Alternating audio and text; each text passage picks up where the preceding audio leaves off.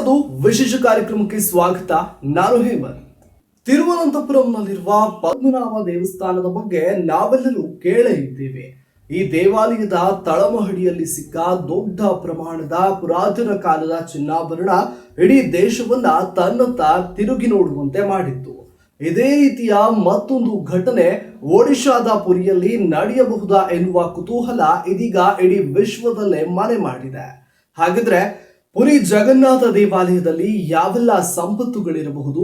46 ವರ್ಷಗಳ ಬಳಿಕ ದೇವಾಲಯದ ರತ್ನ ಭಂಡಾರವನ್ನ ತೆಗೆಯಲು ಕಾರಣ ಆದ್ರೂ ಏನು?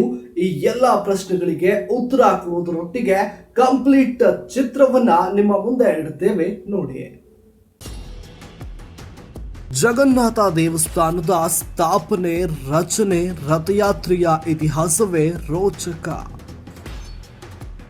ಭಾರತದಲ್ಲಿನ ಪುರಿ, ದ್ವಾರಿಕಾ, ಬದ್ರಿನಾಥ್ ಮತ್ತು ರಾಮೇಶ್ವರ ಎಂಬ 4 ಧಾಮಗಳಲ್ಲಿ ಇದು ಕೂಡ ಒಂದಾಗಿದೆ.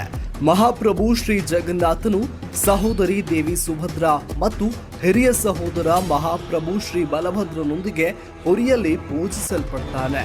ದೇವತೆಗಳು ಬೆಜವೆಲೆಡ್ ಪೀಠದ ಮೇಲೆ ಕುಳಿತಿದ್ದಾರೆ. ಶ್ರೀ ಜಗನ್ನಾಥಪುರಿ ದೇವಾಲಯವು ಭಾರತದ ಒಡಿಶಾ ರಾಜ್ಯದ ಅತ್ಯಂತ ಪ್ರಭಾವಶಾಲಿ ಸ್ಮಾರಕಗಳಲ್ಲಿ ಒಂದಾಗಿದೆ. ಇದನ್ನ ಗಂಗ ರಾಜವಂಶದ ಪ್ರಸಿದ್ಧ ರಾಜ ಅನಂತವರ್ಮನ್ ಚೋಡಗಂಗಾ ದೇವನು 12ನೇ ಶತಮಾನದ ಪುರಿ ಸಮುದ್ರದ ತೀರದಲ್ಲಿ ನಿರ್ಮಿಸಿದನು. ಶ್ರೀ ಜಗನ್ನಾಥನ ಮುಖ್ಯ ದೇವಾಲಯವು ಕಳಿಂಗ ವಾಸ್ತುಶಿಲ್ಪದಲ್ಲಿ ನಿರ್ಮಿಸಲಾದ ಪ್ರಭಾವಶಾಲಿ ಮತ್ತು ಅದ್ಭುತ ರಚನೆಯಾಗಿದ್ದು, ಎತ್ತರದ ವೇದಿಕೆಯ ಮೇಲೆ 65 ಮೀಟರ್ ಎತ್ತರವನ್ನ ಇರಿಸಲಾಗಿದೆ. ಪುರಿಯಲ್ಲಿ ವರ್ಷವಿಡೀ ಶ್ರೀ ಜಗನ್ನಾಥನ ಅನೇಕ ಉತ್ಸವಗಳನ್ನ ಆಚರಣೆ ಮಾಡಲಾಗುತ್ತೆ. ಸ್ನಾನಯಾತ್ರೆ, ನೇತ್ರೋತ್ಸವ, ರಥಯಾತ್ರೆ, ಸಾಯನ ಏಕಾದಶಿ, ಚಿತ್ತಲ ಅಮಾಭ್ಯಾಸ್ಯ, ಶ್ರೀಕೃಷ್ಣ ಜನ್ಮಾಷ್ಟಮಿ, ದಸರಾ ಇತ್ಯಾದಿ. ಅತ್ಯಂತ ಪ್ರಮುಖ ಹಬ್ಬವೆಂದ್ರೆ ವಿಶ್ವ ಪ್ರಸಿದ್ಧ ರಥಯಾತ್ರೆ, ಕಾರ್ ಉತ್ಸವ ಎಂದು ಕರೆಯುತ್ತಾರೆ, ಮತ್ತು ಬಹುದ ಯಾತ್ರೆ. ಮಹಾಪ್ರಭು ಶ್ರೀ ಜಗನ್ನಾಥ ಮತ್ತು ದುರ್ಗೆಯ ಈ ಉತ್ಸವವನ್ನ ವೀಕ್ಷಿಸಲು ದೊಡ್ಡ ಮಟ್ಟದಲ್ಲಿ ಜನಸಮೂಹವೇ ಸೇರುತ್ತೆ. ಮತ್ತೊಂದು ಪವಾಡಕ್ಕೆ ಸಾಕ್ಷಿಯಾಗಲಿದೆ ಪುರಿ ಜಗನ್ನಾಥ ಟೆಂಪಲ್. ಹಿಂದೂಗಳ ಪುರಾಣ ಪ್ರಸಿದ್ಧ ಧಾರ್ಮಿಕ ಕೇಂದ್ರಗಳಲ್ಲಿ ಪ್ರಸಿದ್ಧ ಕ್ಷೇತ್ರ ಪುರಿ ಜಗನ್ನಾಥ ಕ್ಷೇತ್ರ.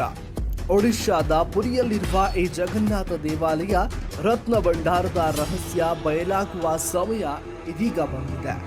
ಧ್ವಜದ ಹಾರಾಟ, ಮರದ ವಿಗ್ರಹ, ನೆರಳು ಇಲ್ಲದಿರುವುದು, ಪ್ರವೇಶ ಸಂದರ್ಭದಲ್ಲಿ ಸಂಗೀತದ ನಾದ, ಪ್ರಸಾದ ತಯಾರಿಕೆ, ಯಾವುದೇ ಕೀಟ ಪಕ್ಷಿಗಳು ಹಾರದೇ ಇರುವುದು, ಹೀಗೆ ಇನ್ನು ಹಲವು ನಿಗೂಢಗಳನ್ನ ಹೊಂದಿರುವ ಅಸಂಖ್ಯಾತ ಭಕ್ತಗಣವನ್ನ ಹೊಂದಿರುವ ದೇವಾಲಯ ಇಂದು ಇನ್ನೊಂದು ಪವಾಡಕ್ಕೆ ಸಾಕ್ಷಿಯಾಗಲಿದೆ.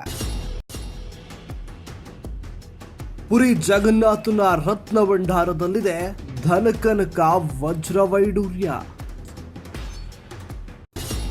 ಜಗನ್ನಾಥನ ದೇವಸ್ಥಾನದ ರತ್ನ ಭಂಡಾರದಲ್ಲಿ ಇರುವ ಅಮೂಲ್ಯ ವಜ್ರ ವೈಡೂರ್ಯ ಚಿನ್ನಾಭರಣಗಳನ್ನ ಬಳಸಿಕೊಂಡ್ರೆ ವಿಶ್ವದ ಹಲವು ಬಡ ರಾಷ್ಟ್ರಗಳ ಆರ್ಥಿಕತೆಯನ್ನ ಸುಧಾರಿಸಬಹುದಂತೆ.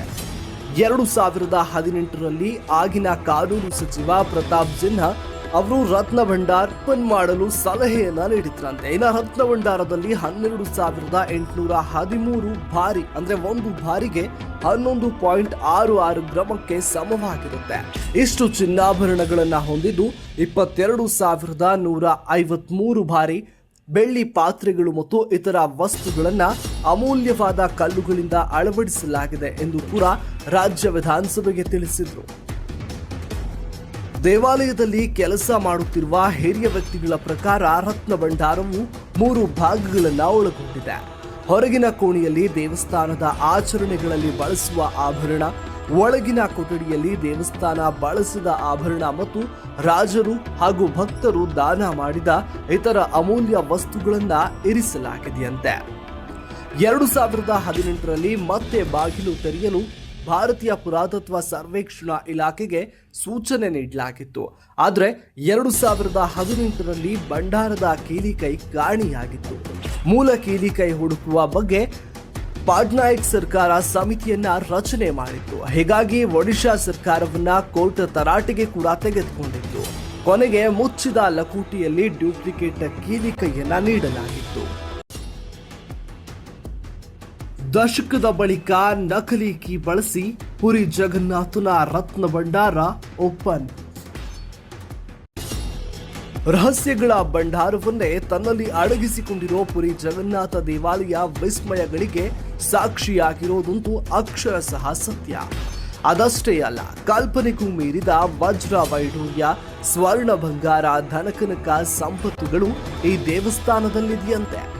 ಇಂಥ ದೇಗುಲದಲ್ಲಿನ ರತ್ನ ಭಂಡಾರದ ಬಾಗಿಲು ತೆರೆದಿರೋದು ಇದೀಗ ಭಾರಿ ಸದ್ದು ಕೂಡ ಮಾಡ್ತಿದೆ.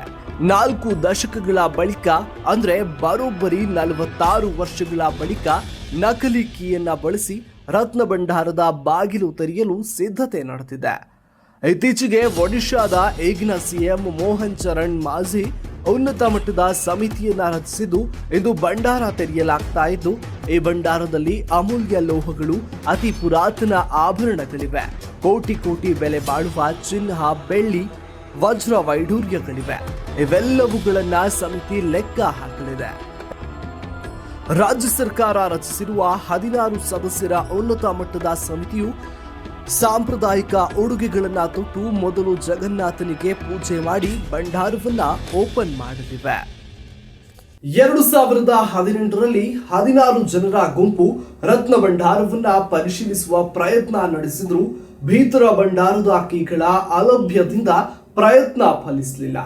ಈ ವೈಫಲ್ಯದಿಂದ ಒಳಗಿನ ಕೋಣೆಯಲ್ಲಿ ಇರಿಸಲಾಗಿದೆ ಎಂದು ನಂಬಲಾಗಿರುವ ನಿಧಿಗಳ ಸುತ್ತಲಿನ ನಿಗೂಢತೆಗೆ ಇನ್ನಷ್ಟು ಹೆಚ್ಚಿನ ಪುಷ್ಟಿ ಸಿಕ್ಕಿತು. ಹೀಗಾಗಿ ಇಂದಿನ ರಹಸ್ಯ ರತ್ನ ಭಂಡಾರದ ಬಾಗಿಲು ತೆಗೆಯುವ ಪ್ರಯತ್ನವು ಇನ್ನಷ್ಟು ಮಹತ್ವ ಕೂಡ ಪಡೆದುಕೊಂಡಿದ್ದು, ಭಂಡಾರದಲ್ಲಿ ಯಾವೆಲ್ಲ ವಸ್ತುಗಳು ಸಿಗುತ್ತವೆ, ಯಾವೆಲ್ಲ ಆಭರಣ, ಚಿನ್ನ, ವೈಢೂರ್ಯಗಳು ಸಿಗುತ್ತೆ ಎಂಬುದನ್ನ ಕಾದು ನೋಡಬೇಕಾಗಿದೆ.